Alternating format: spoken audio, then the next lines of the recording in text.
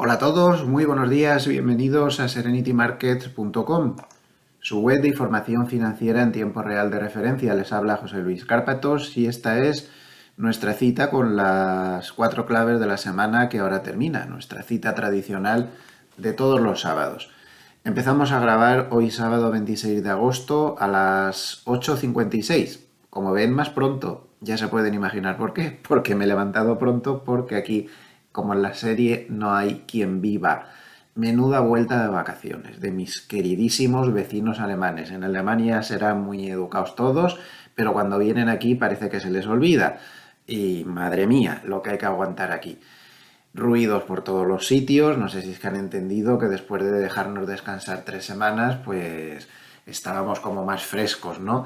Madre mía, en fin, pues es lo que hay, de momento. Bueno, ¿qué vamos a hacer? Espero que estén todos ustedes bien, me imagino que aún muchísimos de los amables escuchantes estarán de vacaciones. Espero que las vacaciones, las merecidas vacaciones siempre, porque trabajamos todos como negros en esta sociedad moderna, pues espero que estén yendo bien y ánimo con la vuelta, que supongo que para la mayoría pues será ya la semana próxima. Por aquí pues bien, pues pasando mucho calor, pero parece que hoy ha refrescado mucho, ya se puede respirar. Y bueno, pues disfrutando de los deportes, mucho fútbol. El fin de semana pasado, qué rabia con la final de Carlitos y Djokovic, menudo partidazo, la verdad. Es que perder así, como decía la canción, bailar pegado es bailar, ¿no? Pues perder así no es perder. Perder así no es perder. Podía haber ganado cualquiera de los dos. Fue un partidazo épico, buenísimos los dos.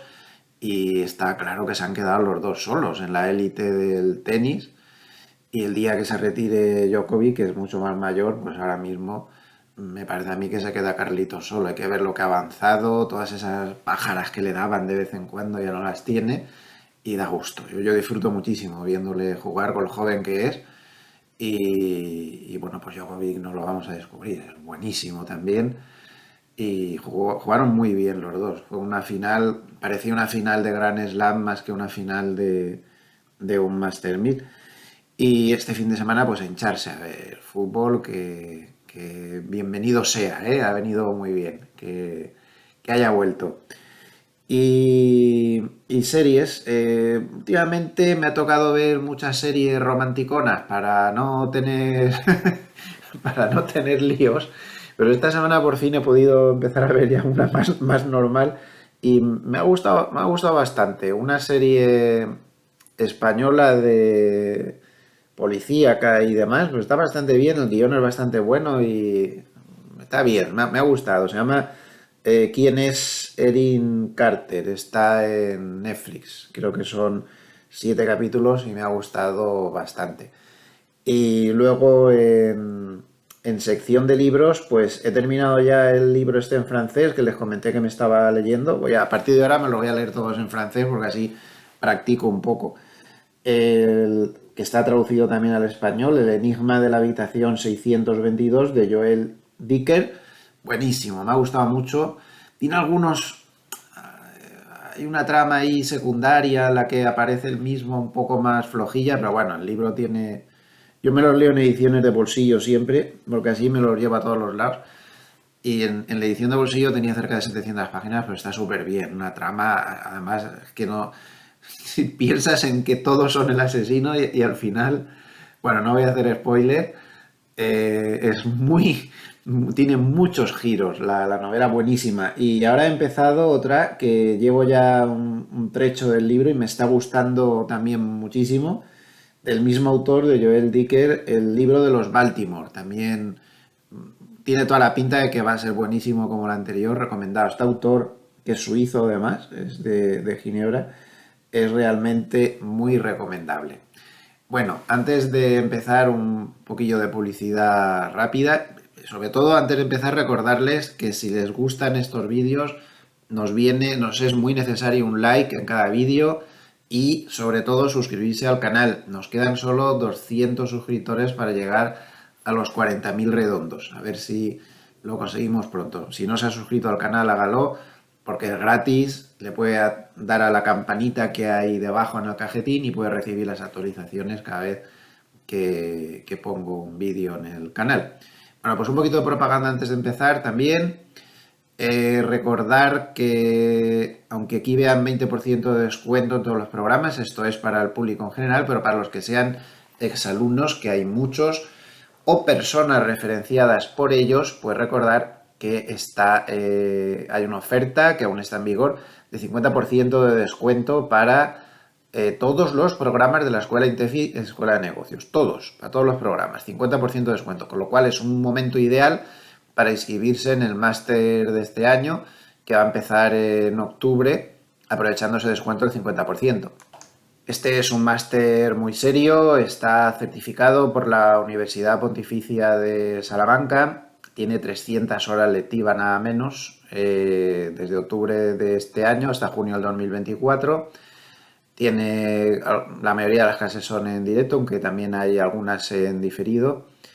Y bueno, eso está, ya saben que está con el descuento del 50% ahora, que tienen un ejemplo de una clase. Y sobre todo destacar que dentro de este máster, que como decía está certificado por la Universidad Pontificia de Salamanca y patrocinado por Mafre Gestión Patrimonial, tenemos profesores también de esta prestigiosa casa en el máster, pues recordar que incluido dentro del máster está el curso que hago yo de vez en cuando para preparar a los alumnos para examinarse del examen oficial autorizado por la Comisión Nacional del Mercado de Valores para poder tener la titulación oficial de asesor, que hoy en día ya saben que es obligatorio.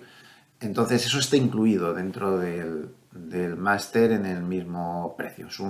Es un curso preparatorio que dura desde octubre también hasta mayo, donde intento dar lo más masticado posible el temario del examen con explicaciones, dejando claro qué es lo más importante, etcétera, pues para dejar al alumno preparado para que pueda pasar con éxito la prueba oficial del examen. Y luego también recordarles que si entran en gloversiasicaf.com pues pueden acceder a todos los datos de contacto, correo, teléfonos, chat, etcétera, para ponerse en contacto con nuestra EAFI, Gloversia Capital EAF, donde pues podemos hablar de cualquier negocio que les apetezca, cuenta particular gestionada, asesorada, los dos vehículos de inversión que tenemos en la casa. Estamos ahora preparando, como ya dije la última semana, nuevos productos en opciones que son realmente súper interesantes con ya para gente que pueda asumir más volatilidad, con posibilidad de beneficio bastante seria. Ya saben que yo confío mucho en estas estrategias de opciones, también temas inmobiliarios. Todo está a su disposición y aquí tienen todos los contactos preparados. Nos vamos al mercado. Vamos a empezar por la hoja de ruta que no varía respecto a la última semana, pero la vamos a repasar. Vamos a hacer un ejercicio que seguramente será una tontería, pero bueno, por hacernos una idea, luego esto habrá que modificarlo y seguramente me estaré equivocando, ¿no? Pero bueno, pues hay que hacer previsiones. De vez en cuando hay que hacer previsiones como una orientación y para tener una idea de por dónde van los tiros. A ver si consigo quitar el cajetín este. Me parece que se ha quitado. Vale. ¿Qué podría pasar en... Ah, caramba, ya he vuelto. A ver, un momento.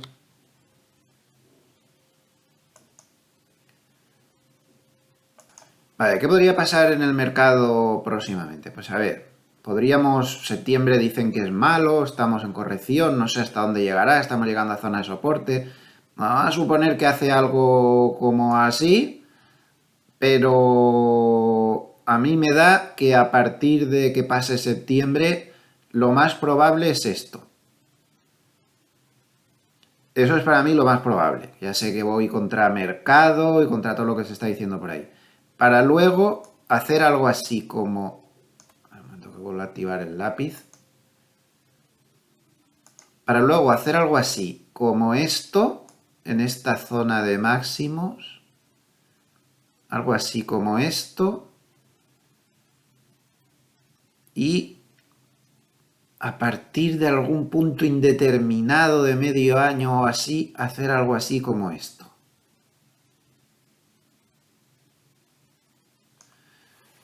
Ahora mismo para mí esta es la hipótesis más probable, que no quiere decir que ni por asomo sea seguro ni nada, madre mía, ni nada de eso. A mí me da que algo así sería lo más fácil que pasara, es decir, traspasar estos periodos estacionales malos en los que estamos ahora, septiembre aún es estacionalmente peor y tal, esta fase correctiva, que sorprendiera el mercado yéndose a la zona de máximos y podría llegar antes de finales de año o a principios del año siguiente, esto es muy aproximado y es solo una teoría, atascarse de mala manera en la zona de máximos anterior, porque no tiene catalizadores para romper una zona tan importante. Cuando no se tiene catalizadores para romper una zona tan importante, te pasa como le ha pasado al DAX, por ejemplo, que ahí está. Después de un esfuerzo titánico, llegó a la zona de máximos anterior y se la ha comido literalmente frita con patatas. Está desde el mes de mayo atascado ahí, atascado completamente. Entonces, me da a mí que esto mismo es lo que le podría pasar al SP500 si la primera fase de la teoría es cierta, porque ya si empezamos a fallar esa ya, pues ya imposible. Hacer algo así y entonces, vamos a volver aquí, tras hacer esto más o menos, en algún momento, que puede ser antes, puede ser mucho antes, entonces el mercado se da cuenta de que todas estas teorías peregrinas de la Reserva Federal y de pelotas y afines diciendo que el aterrizaje suave y no sé qué y no sé cuánta, no son ciertas. Yo de hecho creo que la forma de aterrizaje que vamos a tener es ese, como esa película tan divertida, que seguro que la habrán visto muchos, de aterriza como puedas, ¿no? Pues yo creo que vamos a terminar aterrizando así, porque veo a la Reserva Federal, esto es una modesta opinión, que se está dejando llevar por su ego personal, por su defender.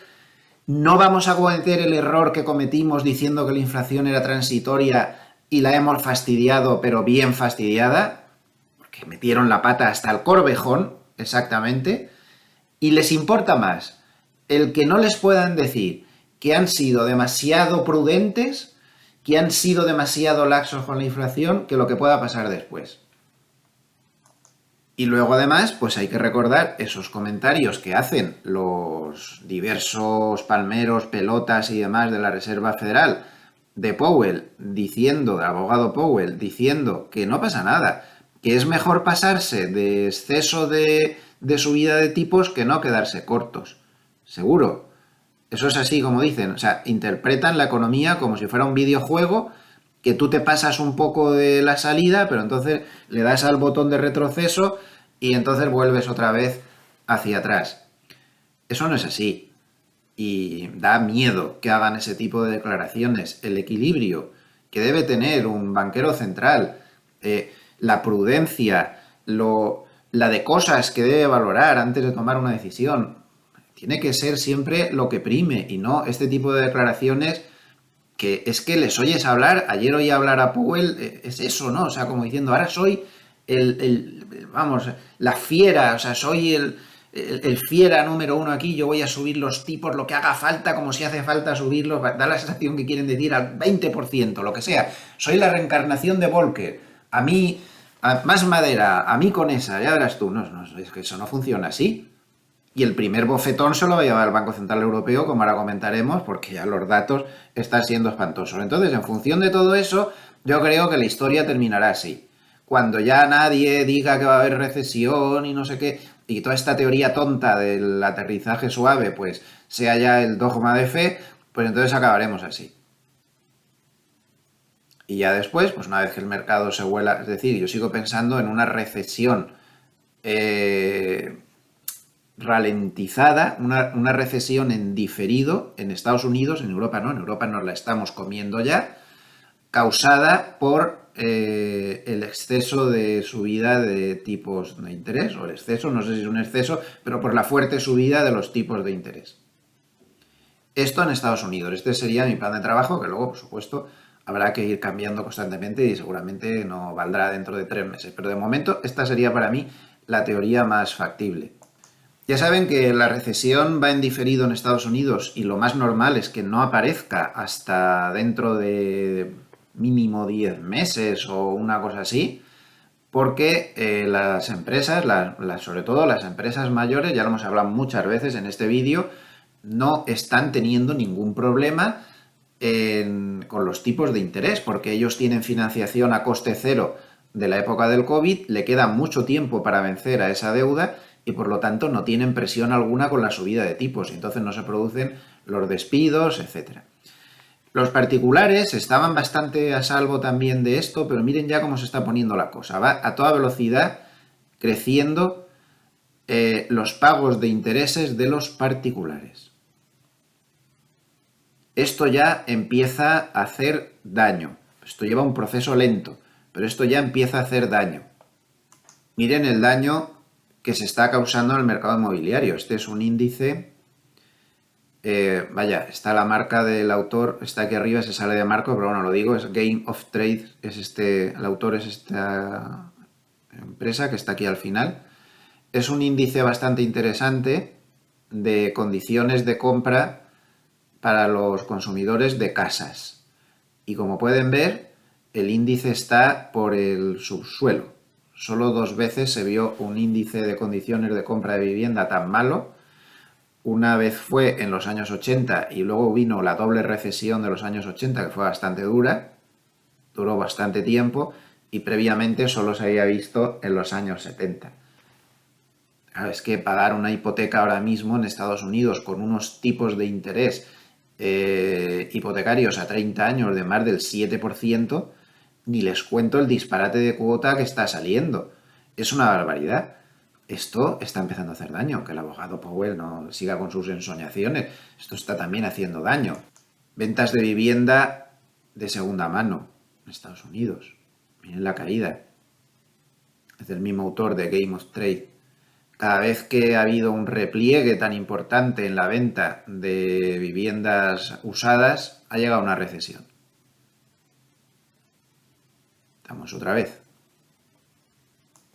Se nos está olvidando que esta subida constante de tipos o estos tipos tan altos siguen causando un estropicio en los depósitos bancarios, porque los bancos no pagan suficiente, ni aquí, ni en Estados Unidos, ni en ningún sitio, y la gente se lleva el dinero a otro sitio. Y eso ya vimos lo que provocó.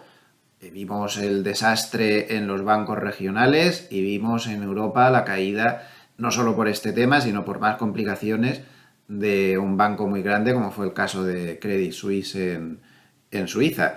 Miren lo que ha pasado con los depósitos este último mes, otra vez. De esto no estamos hablando. El abogado Powell, no sé yo si ve estos gráficos, pero atención, el daño a la economía lentamente se va cociendo a fuego lento.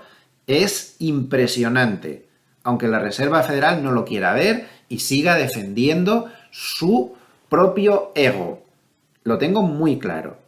Aquí ya no les importa nada, lo único que les importa es que quedaron en ridículo por completo, a pesar de la legión de economistas que tienen a su disposición diciendo que la inflación era transitoria, y ahora no se pueden permitir el lujo de volver a quedar en ridículo, con lo cual prefieren pasarse que no quedarse cortos. Y esto de pasarse, pues lo vamos a pagar caro.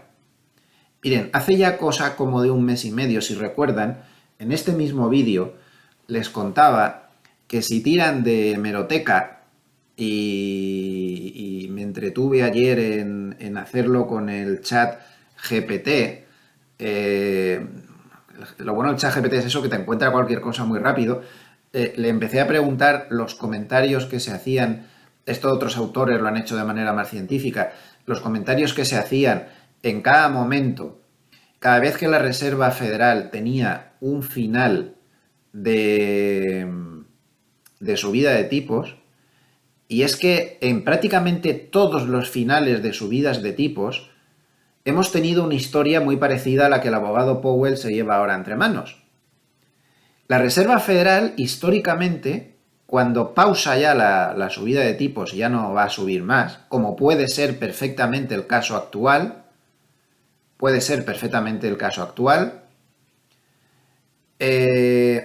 lo que tiende a hacer es a pausar tipos, pero en la reunión en la que pausa sigue diciendo lo más normal es que vuelva a subir, estoy muy duro, voy a seguir muy duro, yo soy un tal, soy no sé qué, eso mismo que están haciendo ahora es lo normal. Y luego en los meses sucesivos no paran de amenazar. Es decir, la Reserva Federal nunca pausa tipos diciendo acabo de pausar los tipos, ya no voy a subir más. Y podéis estar todos tranquilos, eso no lo hace jamás, nunca lo ha hecho y esta no va a ser una excepción. Entonces, el mercado debería ver que todos esos comentarios agresivos que nos sueltan cada día, y ayer mismo en Jackson Hole, Powell nos lo volvió a soltar, ha sido una de las claves de la semana, todos esos comentarios agresivos son normales. La Reserva Federal siempre actúa así, pretende que con esas declaraciones verbales agresivas se mantenga la tensión de las últimas subidas de tipos, pero sin subir los tipos más, en realidad. ¿Y saben cómo termina esta historia siempre? Pues en la inmensa mayoría de las ocasiones, la Reserva Federal, con su agresividad verbal y con sus historias, y manteniendo los tipos mucho tiempo, un cierto tiempo altos, acaba por seguir amenazando, y de repente, prácticamente sin transición, de una reunión a la otra, por sorpresa te bajan los tipos de interés porque se acaban de dar cuenta con retraso que se han pasado con la subida de tipos. Entonces, el tiempo que hay de lapso entre entre la última subida de tipos, que en este caso sería, me parece que ha sido en julio, ¿no? Hasta que vuelven a bajar los tipos, el lapso medio es de 5 meses. De 5 meses. Si cumpliéramos con la media, pues sería agosto, septiembre, octubre, noviembre, diciembre. En diciembre. Por sorpresa, cuando nadie se espera que eso se pueda bajar los tipos en diciembre. Por cierto, ahora que hablo de diciembre, de octubre, les recuerdo que el 1 de octubre empiezan las navidades oficialmente en esta santa casa, o sea, la mía que es la de ustedes, la de todos ustedes. El 1 de octubre empiezan las navidades, empezamos a celebrarlas. Nos queda un mes y una semana. Con el calor que hace, ¿verdad? Pues ya queda poco. Bueno, el calor que hace para los amables escuchantes europeos, que también tenemos muchos amables escuchantes por toda Hispanoamérica repartida y ahí están justo al revés. Pero están las navidades ahí el 1 de octubre. Están llegando, así que hay que prepararse lo mejor del año. Bueno, sigo, que me he perdido. Además, como decía, esta es la forma de actuar normal. Suelen bajar tipos antes de lo esperado, no tiene por qué cumplirse la media, puede ser que en esta ocasión tarden más, pero es que esta es una historia que yo he visto hasta aburrirme. Les recuerdo que empecé en mercado en septiembre de 1985. Ahí pasé mi primera operación en serio. Fíjense la de años que llevo ya, voy para 40, y la de veces que he visto esta película repetirse una y otra vez. Y esta vez pasará igual, estoy convencido, que bajarán los tipos antes de lo que nos esperamos. Puede que no sea tan pronto como el promedio en diciembre, pero podría ser, ahora se está descontando que en julio del año que viene, pues posiblemente sea bastante antes, cuando se den cuenta que una vez más se han vuelto a pasar. Y por todos estos indicios que les estoy dando, estoy cada vez más convencido de que se acaban de pasar, como ha hecho el Banco Central Europeo también, y que el daño a la economía pues va a ser bastante importante, sobre todo en el caso de la Reserva Federal. En el caso del Banco Central Europeo creo que va a ser menos, pero va a ser. Es que es así. Simplemente hay que corregir ese factor que aún no se ha corregido. En Europa ya estamos en ello. Fíjense los PMIs de la eurozona. En la línea verde tenemos los PMIs de manufacturas. Fatal. Recesión total. Desde hace ya tiempo. Desde mayo del 2022. Pero habíamos aguantado un poco el sombrajo porque servicios se había recuperado mucho últimamente. Pero todo eso ha terminado y esta semana ha sido otra de las claves de la semana, pues hemos visto en los PMIs de la eurozona, en los PMIs de Alemania sobre todo, terribles los datos de Alemania, muy malos, también en los de Francia, pues hemos visto que el PMI de la eurozona de servicios también caía en recesión. También. El único que estaba aguantando un poco el panorama. Servicios, manufacturas en recesión, en China igual. Y en Estados Unidos, otro indicio, cuidado, porque los PMIs que hemos tenido, no los ISMs. Los ISMs es otro dato parecido, pero yo estoy hablando de los PMIs. Yo me fío más de los PMIs que de los ISMs que dan en Estados Unidos. Y ustedes dirán, ¿y por qué? Pues muy sencillo, por la metodología de cálculo, que puede parecer un rollo, pero es muy interesante. Verán, los PMIs los calculan Markit. Esta empresa no tiene en cuenta el sector público, que eso distorsiona mucho. Los ISM sí tienen en cuenta el sector público y sobre todo los PMIs tienen una gran virtud, que es que ponderan las respuestas de las empresas. Como saben, el PMI o ISM es una encuesta que se hace a los directores de compras de las grandes empresas, es una encuesta. Pues, por ejemplo, le preguntan al de la Volkswagen, al director de compras de la Volkswagen, que es el que compra las materias primas que necesitan para la producción y compra las piezas, todas estas cosas, pues les preguntan, ¿usted qué piensa de la economía? Así de sencillo. Entonces, el PMI lo que hace es ponderar las respuestas en función del tamaño de la empresa. No es lo mismo que te diga que está pesimista la Volkswagen que te lo diga, pues, una empresa mucho más pequeña, que es 10 veces más pequeña que Volkswagen. Eso habrá que puntualizarlo, ¿no? No es lo mismo que Apple te diga que está optimista o pesimista que te lo diga, pues, una empresa mucho más pequeña. PMI entonces te da una respuesta mucho más elaborada, mientras que ISM va un poco más al bulto. No pondera. Cada respuesta cuenta lo mismo, sea de la empresa del tamaño que sea. Entonces salen datos diferentes. Yo me fío más de lo que hace Markit, que lo hace a nivel mundial, es más uniforme para todos los países y se ha demostrado científicamente en multitud de estudios que estos PMI, en menor medida los ISMs, que están calculados de otra forma, pero también es de todos los indicadores que tenemos, son los más finos. Es curioso porque esto al final es una encuesta un tanto pintoresca, ¿no? Una encuesta a los directores de compra. P es en inglés sería compra y M la de managers, de directores. Es curioso, pero funciona muy bien y es el mejor indicador para ver en qué punto del ciclo económico estamos. Funciona a mil maravillas. Bueno, pues después de todo este rollo, en Estados Unidos ha salido el composite también con una fuerte bajada de servicios y manufacturas. Está en recesión también desde hace mucho. El composite ha salido rozando el 50 ya. 50 y pico. 50 es la zona, a partir de aquí se considera recesión, a partir de aquí expansión. O sea que Estados Unidos, aunque el abogado Powell no lo diga, está ya ahí. Aquí en Europa estamos mucho más avanzados. No, pues Europa está ya en recesión total. Ni técnica ni leches. Está en recesión.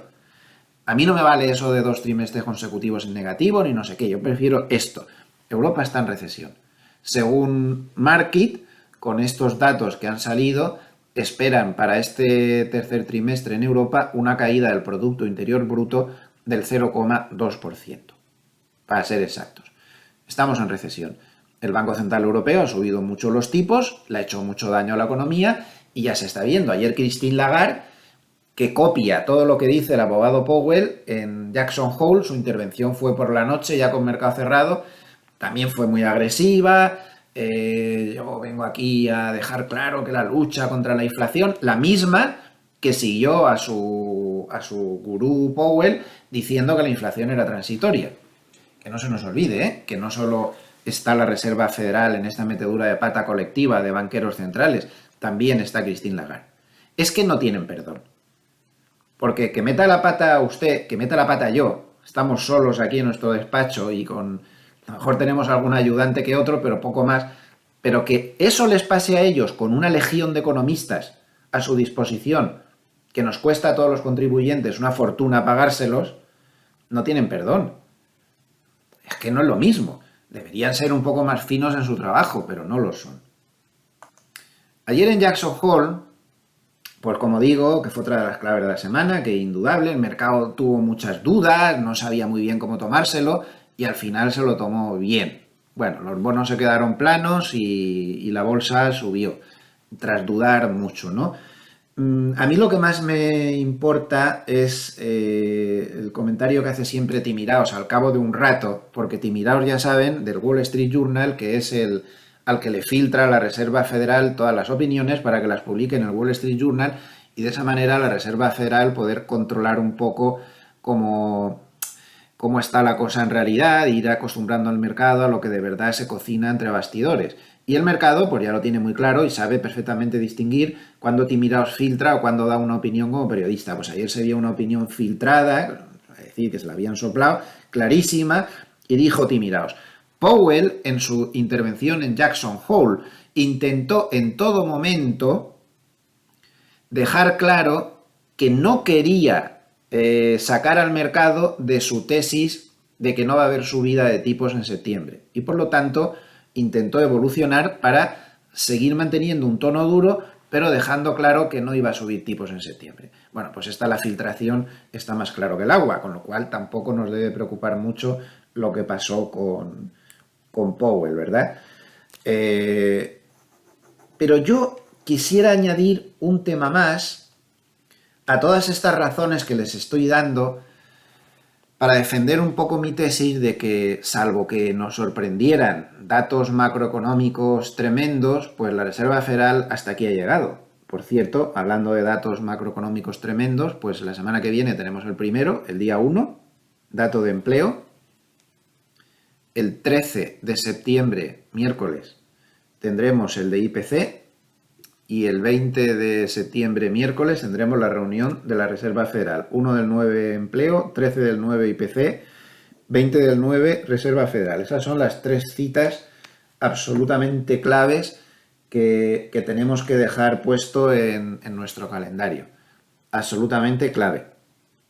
Ahí es donde se va a jugar el mercado. Entonces, salvo que esos datos salgan terribles y esto puede hacer cambiar de opinión, otra razón más por la cual los tipos de interés deberían quedar quietos, se ha comentado mucho esta semana entre algunos analistas, y yo quisiera hacerme eco de ello porque me parece que tienen toda la razón y que es muy importante, y es que el Estado, Tesoro de Estados Unidos, está teniendo que asumir en este momento un coste de su deuda realmente alucinante, muy alto, y todos los demás, y España, y la eurozona, y todo el mundo.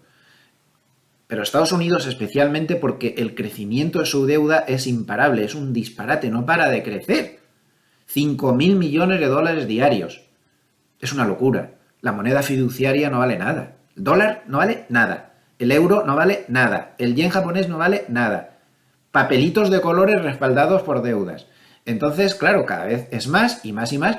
Y no es lo mismo pagar una deuda del Estado como estaban pagando al 0,5%, al 1%, cosas así, que pagar una deuda al 5% como están pagando ahora en promedio.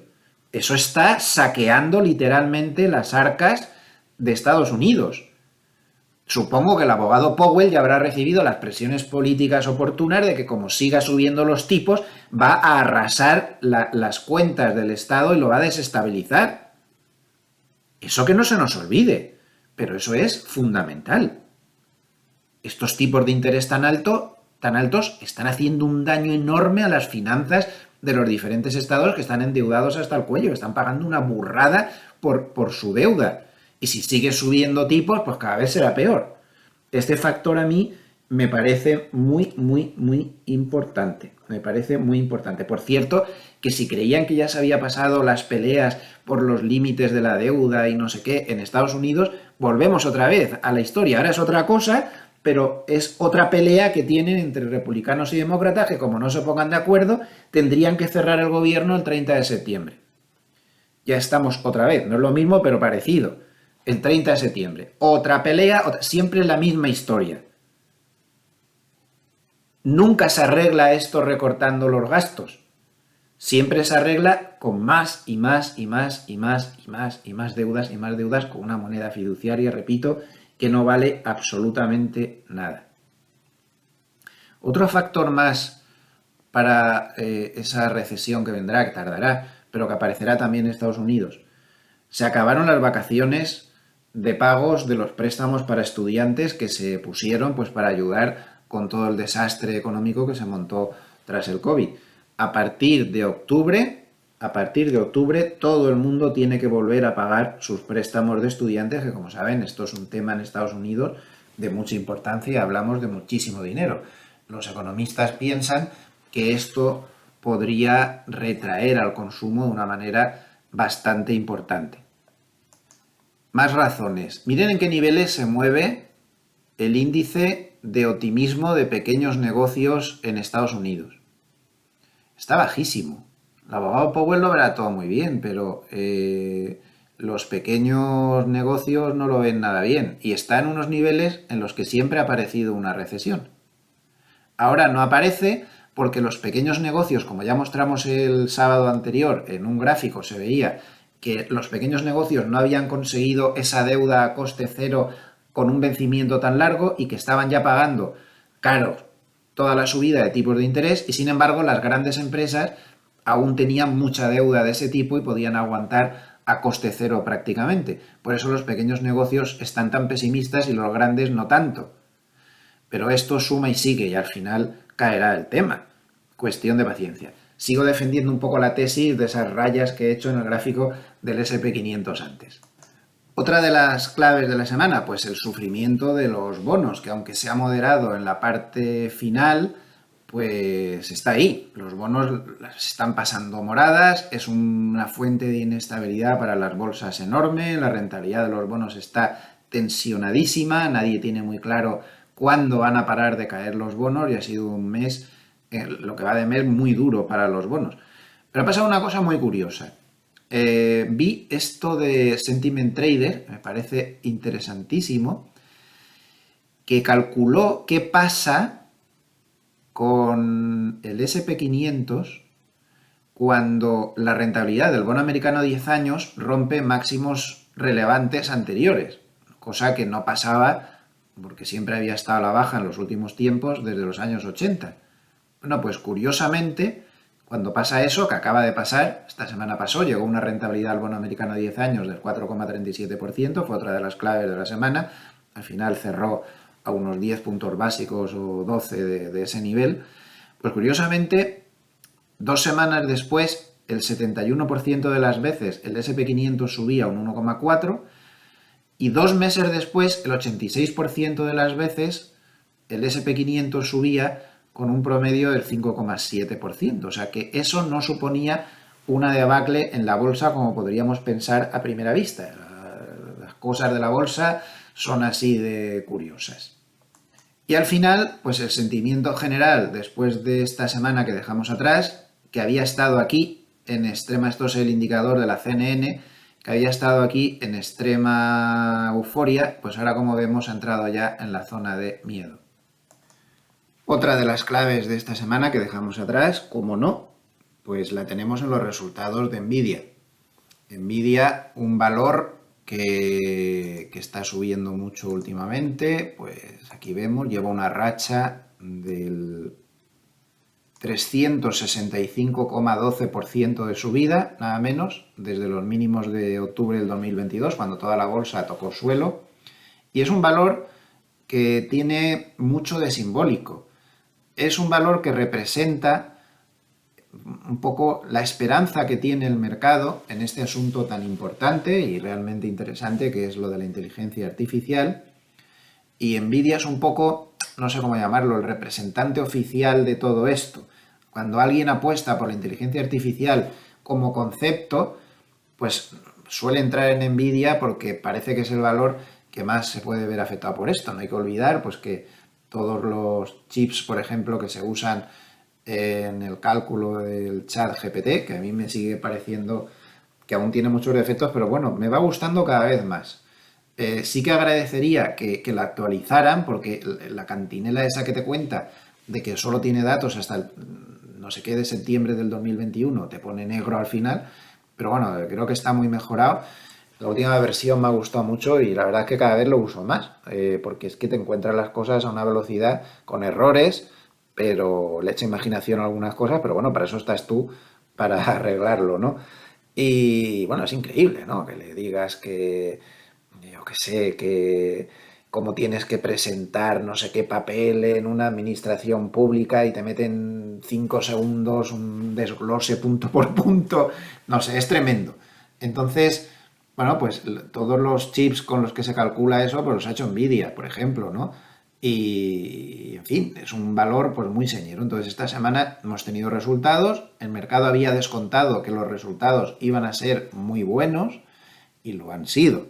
Han sido excelentes en todas sus líneas, buenísimos, no suficientes como para que sus cifras tengan algo de lógica. Sus cifras están muy subidas de tono.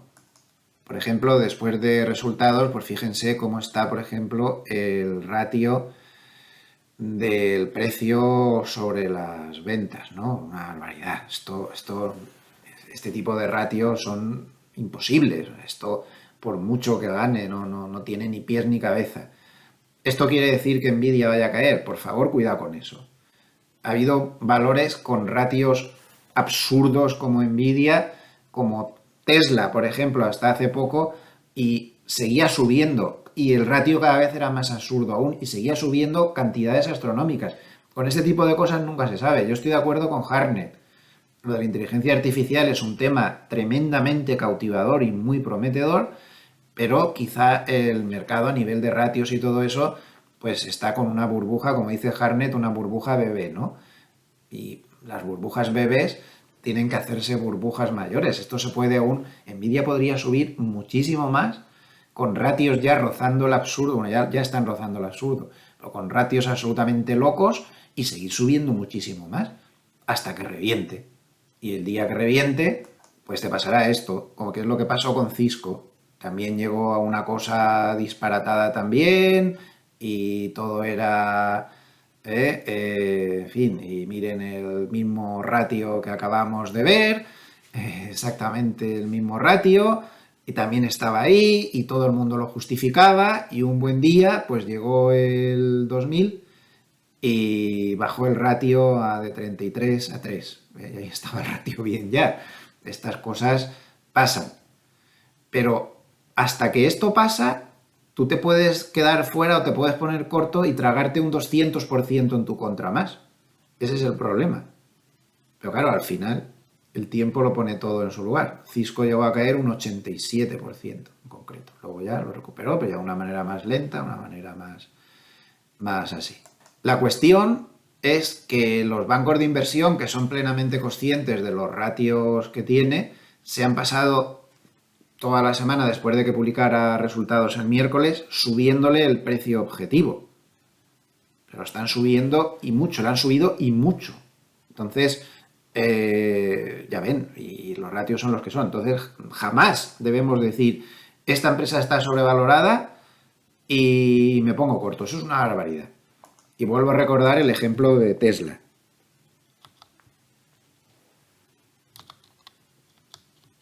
Vamos a ponerlo.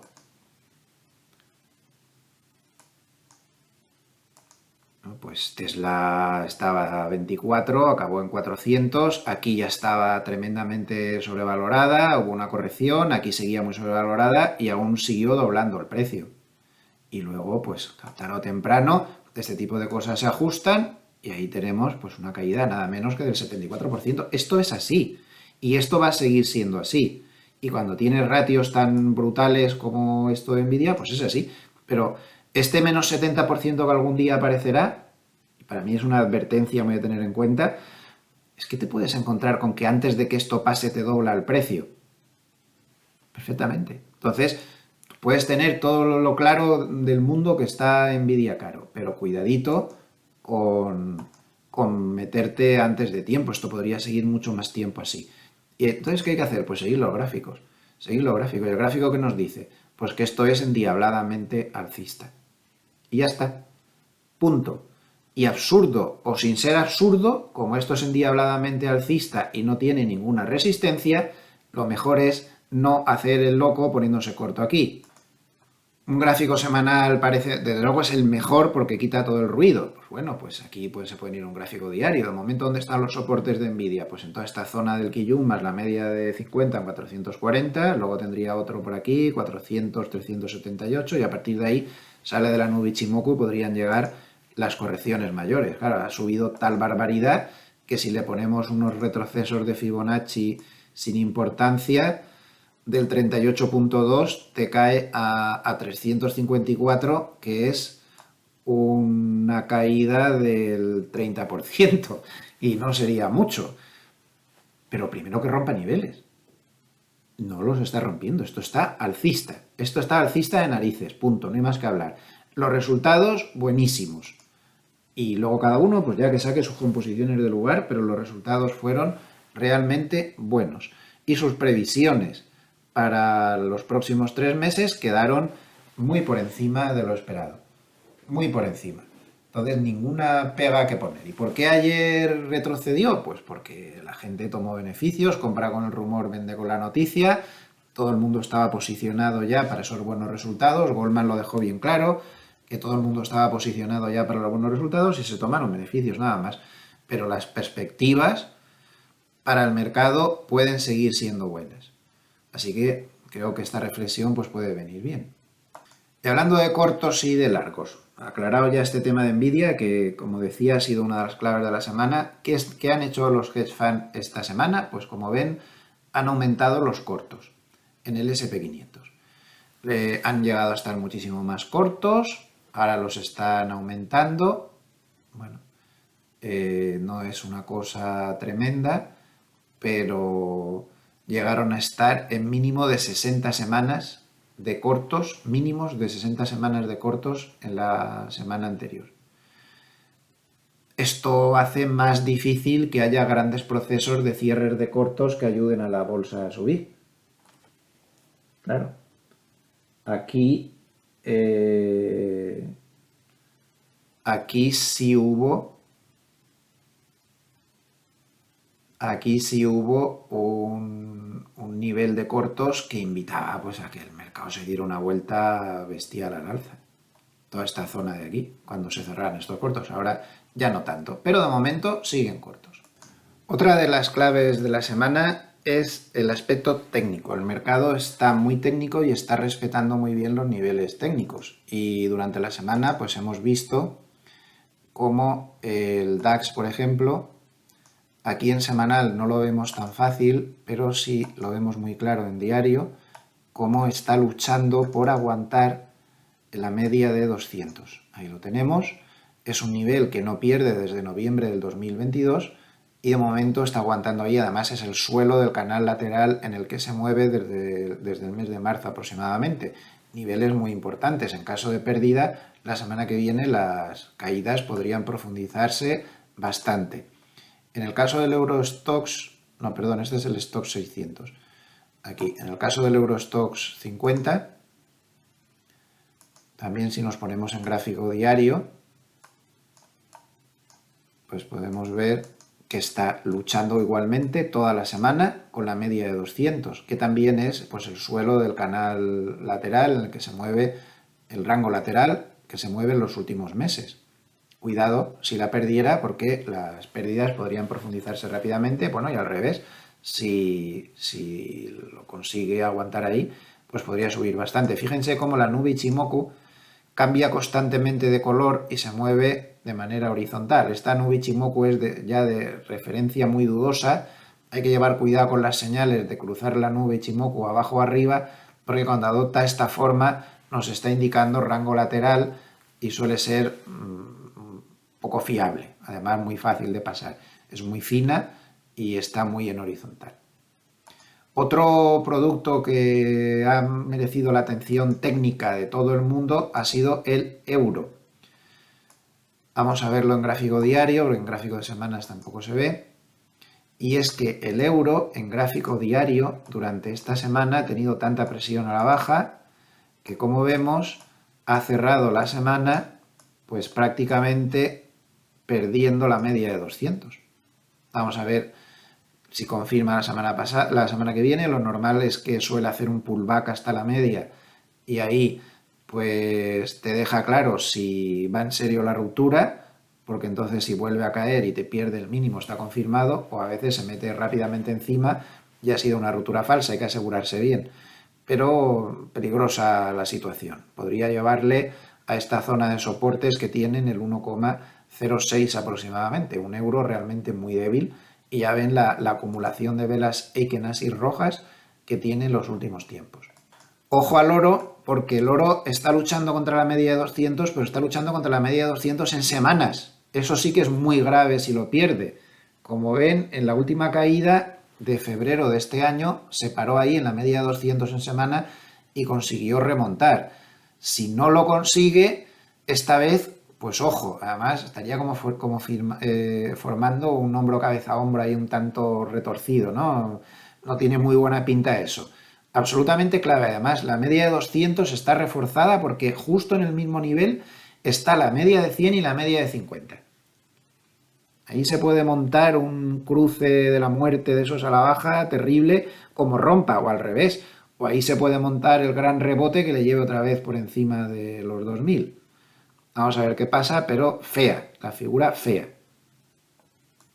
Y lo más importante desde el punto de vista técnico, pues lo tenemos con el SP500. Vamos a ver, en gráfico de semanas está ya muy cerca de una zona de soportes importantísima, que es el 4300. Ahí tiene la media de 100 en semanas y el Kijun. No es nada fácil, ese es un soporte muy fuerte. Zona 4300.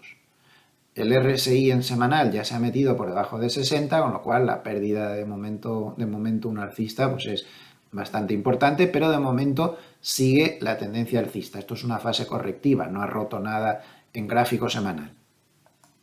Y el gráfico diario pues está dando mucho juego y está mostrando que es fundamental que tengamos un gráfico puesto siempre delante. Ya saben, mi misión, conseguir que los amables escuchantes institucionales miren más los gráficos y conseguir que los amables escuchantes particulares miren más los fundamentales.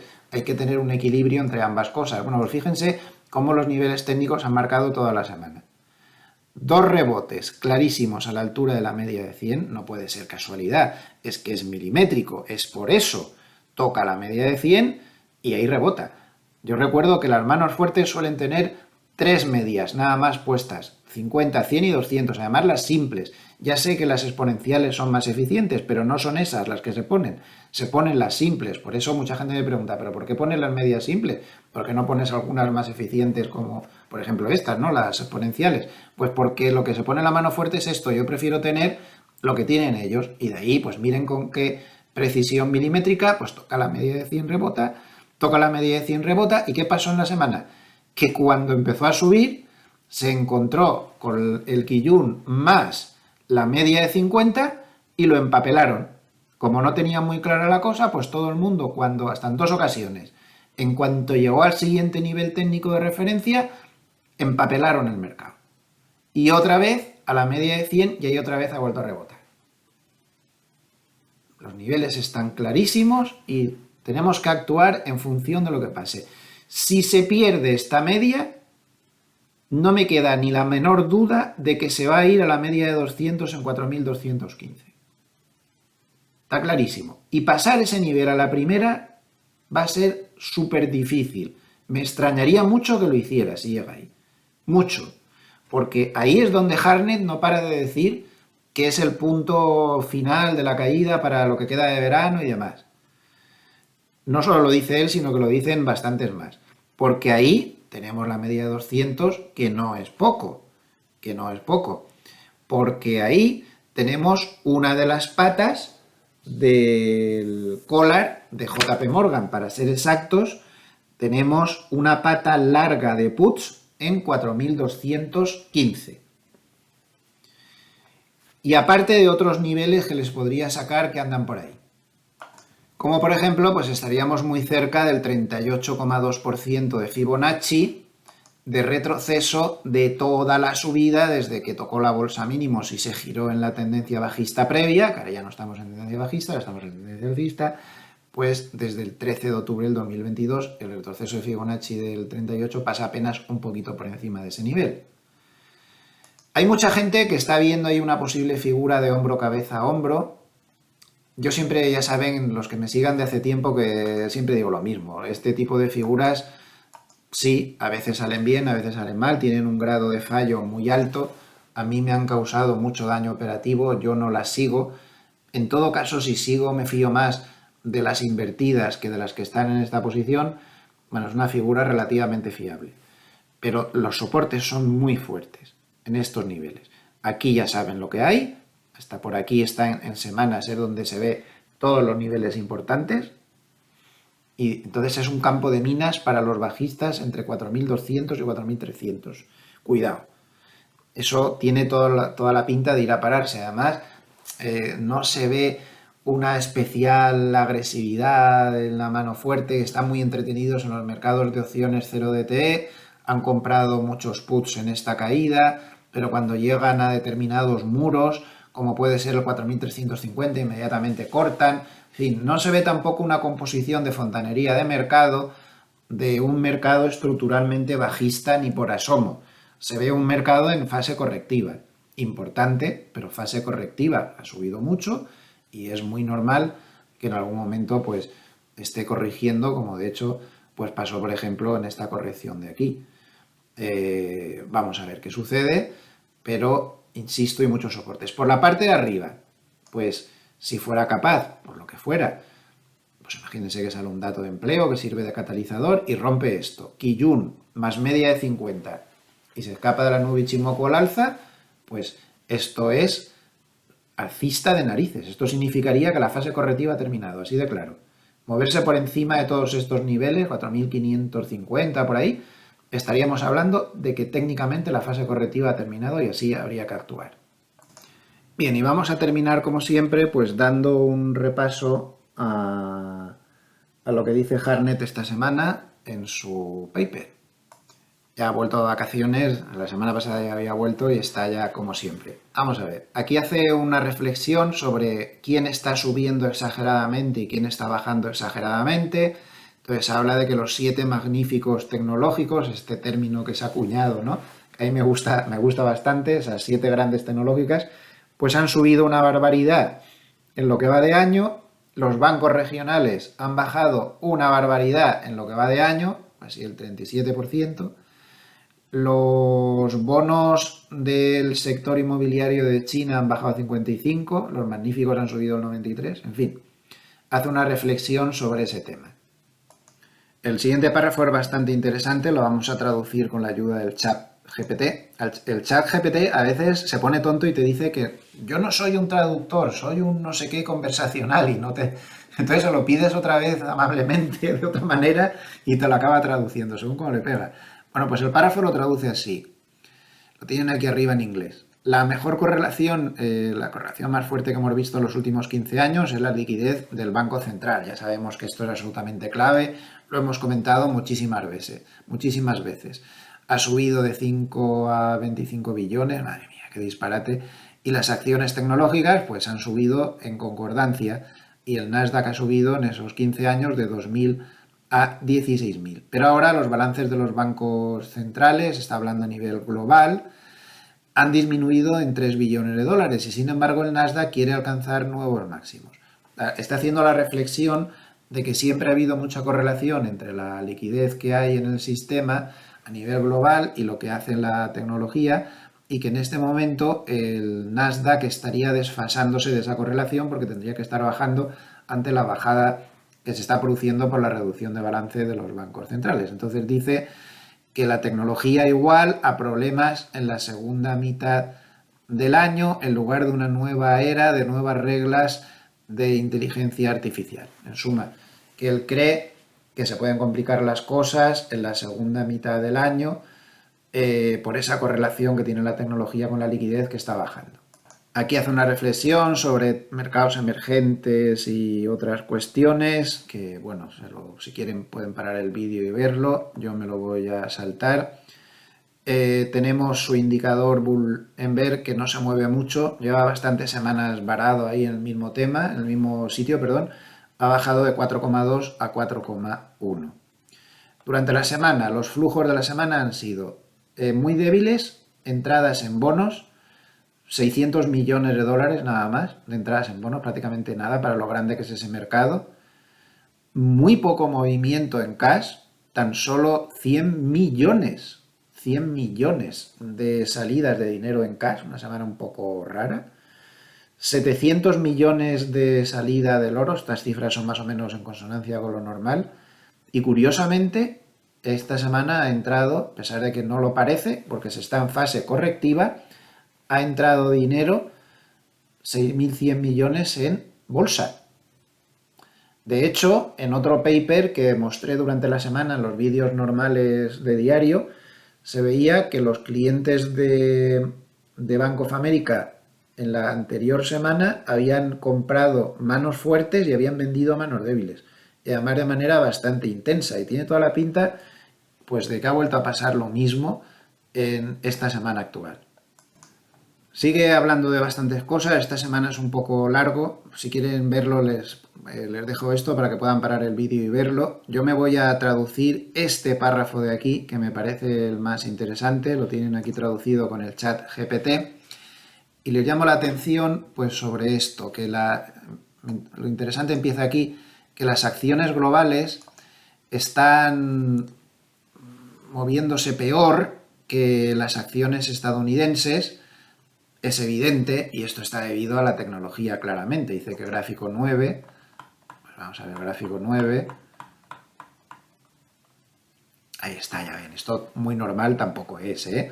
Este ratio muestra, este de aquí, de la izquierda, cómo la bolsa global está haciéndolo mucho peor que Estados Unidos. O sea, esto es Estados Unidos contra el resto del mundo en bolsa. Y como ven, esto está desmadradísimo. O sea, ya fíjense el tiempo que hace que dejamos atrás una desviación estándar. Esto es totalmente excepcional, no es normal. Esto no se va a poder mantener en el tiempo, no va a poder seguir con tanta diferencia Estados Unidos haciéndolo mejor que el resto del mundo. Y la fuente de la distorsión, pues evidentemente está en la tecnología, como él pone aquí, ¿no? Entonces dice que el excepcionalismo económico de Estados Unidos crea un círculo virtuoso que genera un fuerte crecimiento estadounidense, una reserva federal complaciente, causa que entre capital en Estados Unidos y que pues las acciones de Estados Unidos pues vayan mejor. Dice que todo esto hasta que el mercado termine con una reserva federal complaciente al endurecer las condiciones financieras a través de un dólar estadounidense más alto y mayores rendimientos de los bonos. Esta sigue siendo su opinión, que las cosas se van a complicar, que el dólar va a subir y que sobre todo lo más importante es que él sigue pensando que los rendimientos de los bonos van a subir. Entonces, fíjense lo que dice, creemos que el próximo destino para el SP500 es 4.200.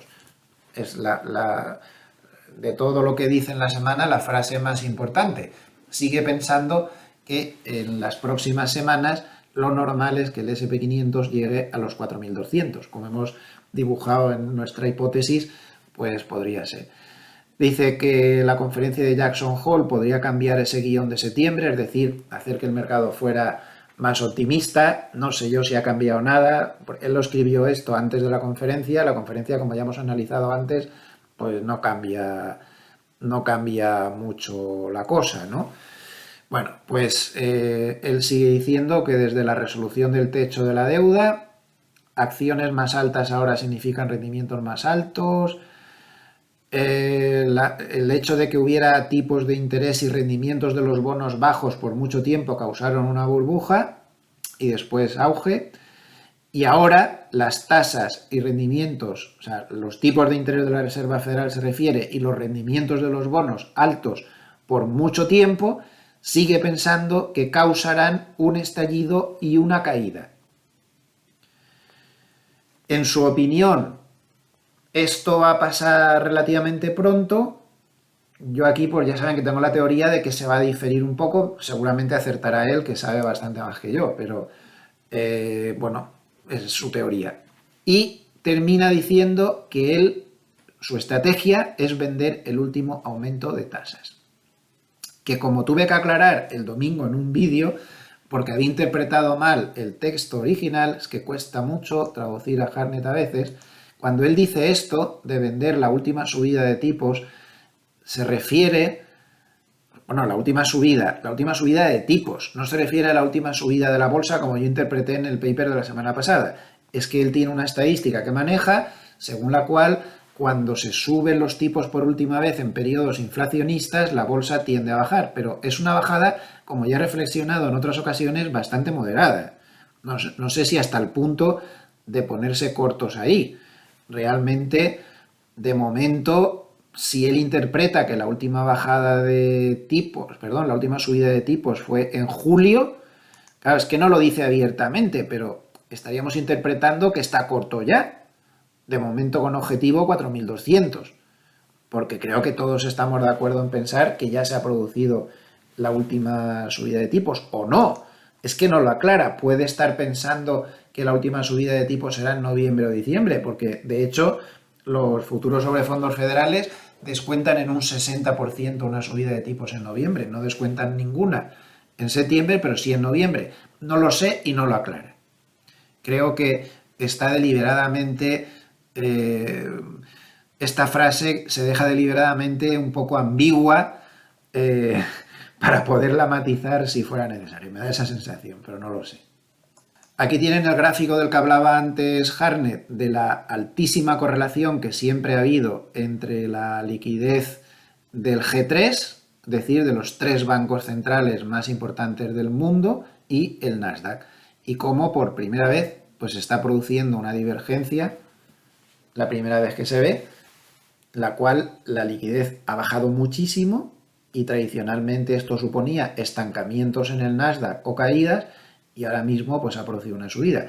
Él se basa mucho en este gráfico, y no le falta razón, la verdad, para opinar que esta divergencia se tiene que ajustar con la caída del Nasdaq, porque los procesos de liquidez son mucho más lentos. No lo sé, pero es lo que él dice, y desde luego tiene razón. A la vista de esto tiene razón. Aquí especula con un posible doble techo en este gráfico. Este gráfico no representa tanto las cotizaciones, representa la capitalización de mercado de los 7 magníficos respecto al SP500.